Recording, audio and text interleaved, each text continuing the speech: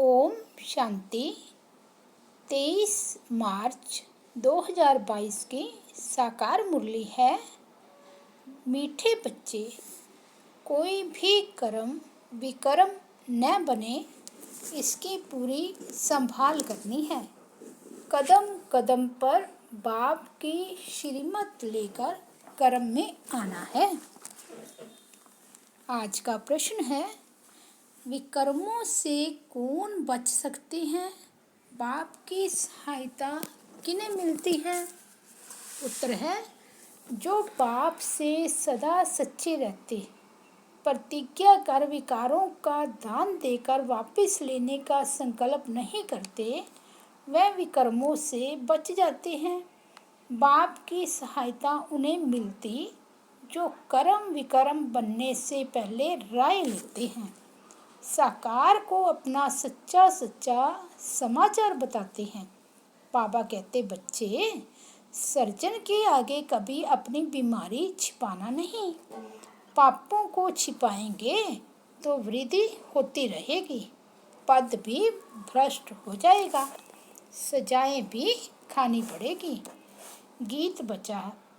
आज गीत बजा है, बचपन के दिन भुला न देना। ओम शांति। बच्चों ने गीत सुना कि बाप बच्चों को सावधानी देते हैं कि हे बच्चे, तुम आकर ईश्वर के बने हो और जानते हो हम ईश्वर की संतान हैं।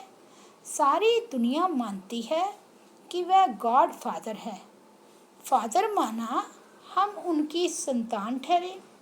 परम पिता तो बच्चे ही कहेंगे। तुम लौकिक के बच्चे तो हो, अब पारलौकिक बाप के बने हो। किस लिए? बेहद के बाप से बेहद सुख का वर्षा लेने के लिए। बाप है ही स्वर्ग का रचयिता। स्वर्ग में जरूर देवताओं की बादशाही है। यह जानकर तुम बच्चे बने हो। राजा को अगर बच्चा नहीं होता तो गोद में लेते हैं। गोद लेते हैं साहूकार की, कभी गरीब की गोद नहीं लेंगे। कुछ लाभ होगा तब ही गोद लेंगे। तुम भी अभी जानते हो हम ईश्वर के बने हैं, उससे स्वर्ग की बादशाही मिलेगी। अब ऐसे बाप को कभी भूलना नहीं चाहिए, उनकी मत पर चलना चाहिए। रावण की मत पर तो विकर्म करते रहेंगे। इन 5 विकारों के वश नहीं होना है। कहाँ भी देखो धोखा खाता हूँ तो झट बाप से मत लेना। कर्म विकर्म बनाने से पहले पूछना चाहिए, तो बाबा हम यह कर सकते हैं? तो समझाया जाता है कि कभी देह अभिमान में नहीं आना, अपने को आत्मा समझ परम पिता परमात्मा की मत पर चलते रहना। कदम कदम कभी कोई बात समझ में न आए तो पूछना कि बाबा मैं फलाने पर फिदा हुआ हूँ, मेरे को काम के भूत ने घेरा है। तूफान तो बहुत आएंगे, परंतु अपने को संभालना है। गटर में गिरा तो गोवा बेहद के बाप को भूल काला मुंह कर दिया। बाबा तुमको गोरा बनाने आए हैं, इसलिए 5 विकारों के फंदे में कभी नहीं फंसना। फंसेंगे तब जब देह अभिमान में आएंगे। देही अभिमानी होगा तो बाबा का डर रहेगा। विकार में जाने से तो बड़ा विक्रम बन जाएगा, क्योंकि तुमने विकारों का दान दिया है। अगर दान देकर वापस लिया तो हाल वही होगा जैसी हरीशचंद्र का मिसाल है। यहाँ पैसे की तो कोई बात नहीं, यहाँ तो है 5 विकारों का दान।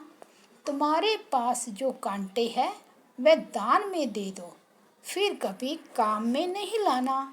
अगर वापस लेना हो तो इतलाव करना, ना बताने से पाप वृद्धि को पाता जाएगा।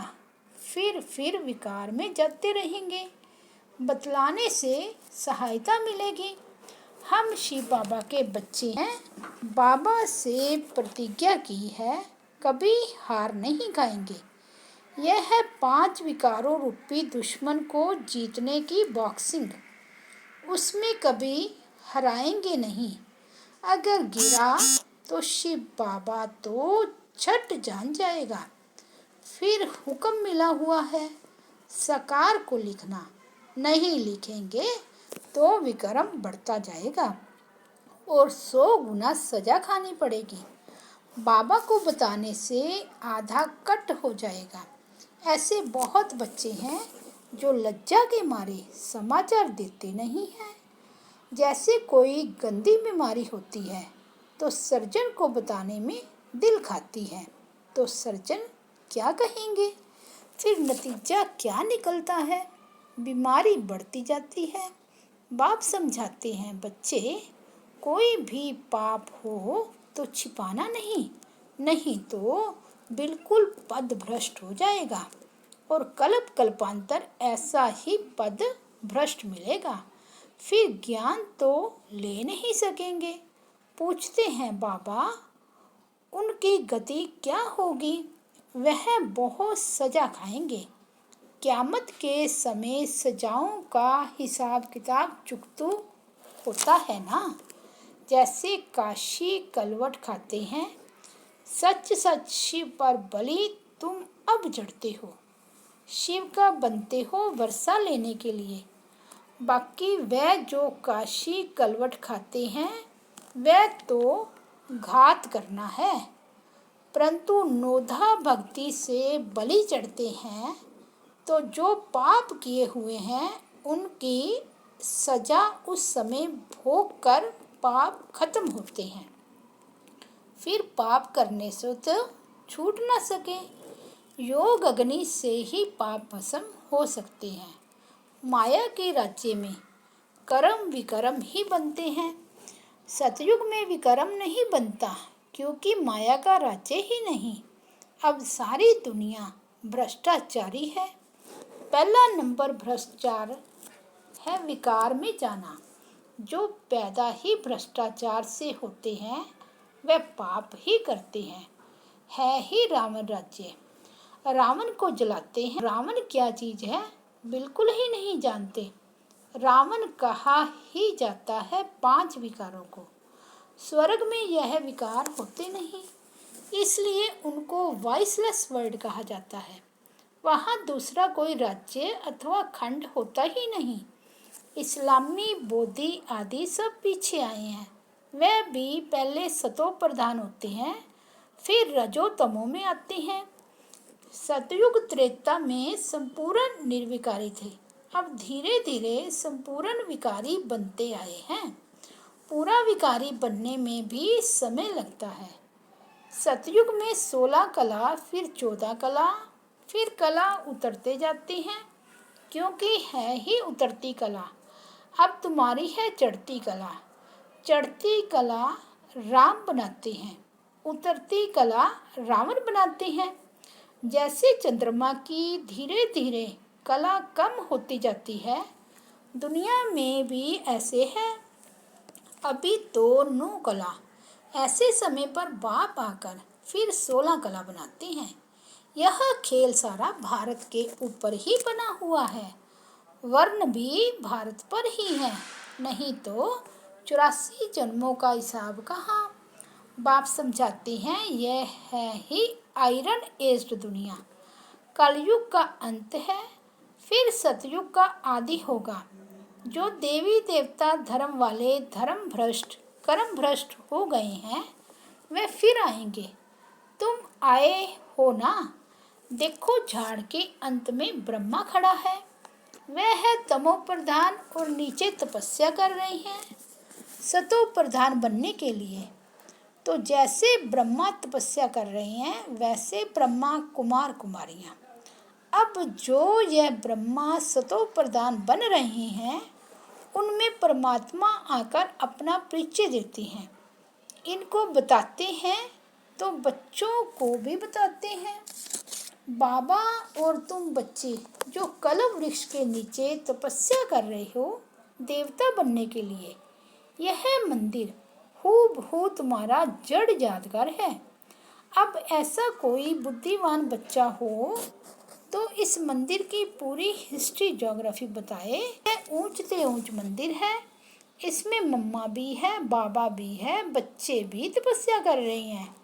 जिन्होंने भारत को स्वर्ग बनाया है उनकी हिस्ट्री ज्योग्राफी विलायत वाले सुनेंगे तो कहेंगे यह तो हमारे बाप का मंदिर है जो भारत को हेवन बनाते हैं, जो इस समय प्रैक्टिकल में बैठा है।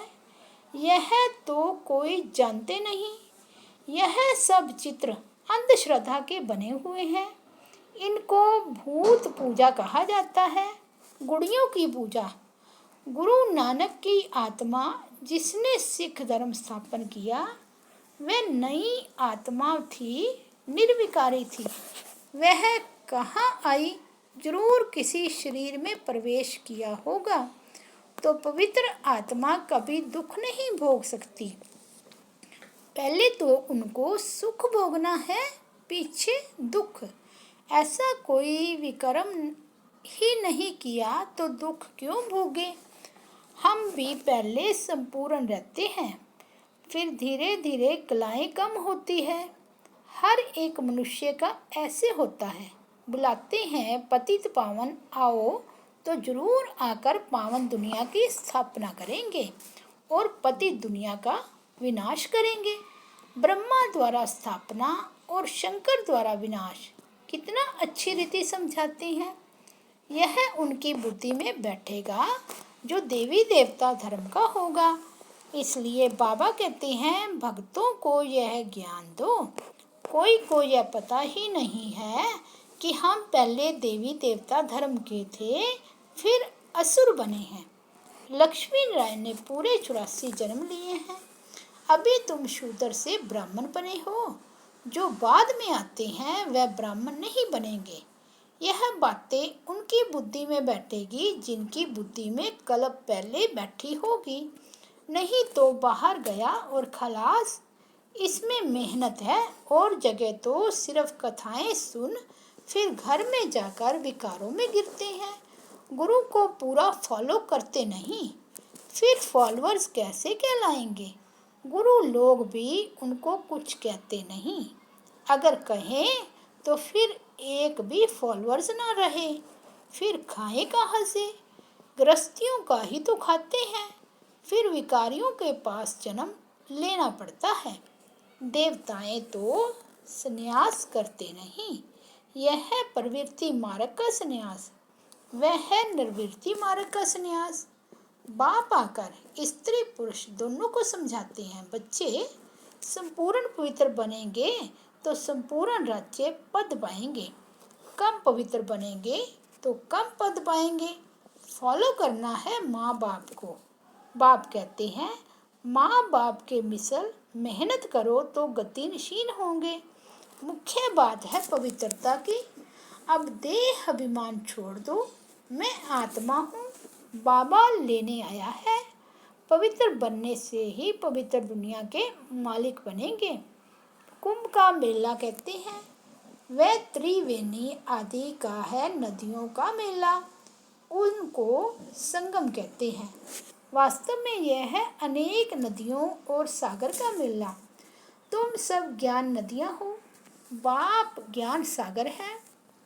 बाप कहते हैं मेरे से योग लगाओ तो तुम पति से पावन बन जाएंगे।